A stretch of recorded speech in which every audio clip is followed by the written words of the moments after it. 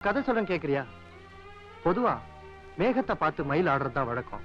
அப்படி இருக்கும்போது நான் சொல்ல வர கதையில ஒரு மயிலும் மேகமும் உன்னோட ஒண்ணு பழகிட்டு இருந்ததா, அடிக்கடி சந்திச்சு பேசிட்டு இருந்ததா. அந்த மேகம் என்னடான்னா மனசுக்குள்ளேயே கற்பனைகளை வளர்த்துக்கிட்டு இருந்ததா.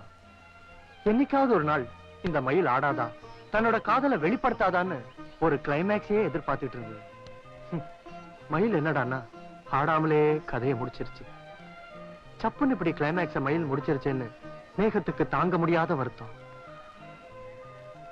இதுல வேடிக்கை என்னன்னா, வேட ஒருத்த விட்ட அம்புல அந்த மயிலுக்கு கால் உடைஞ்சிருச்சு.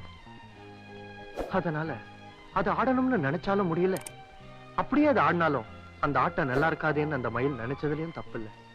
அந்த மயிலுக்கு கால் இல்லைன்னு சொல்லலாமே தவிர காதல் இல்லைன்னு சொல்ல முடியாது.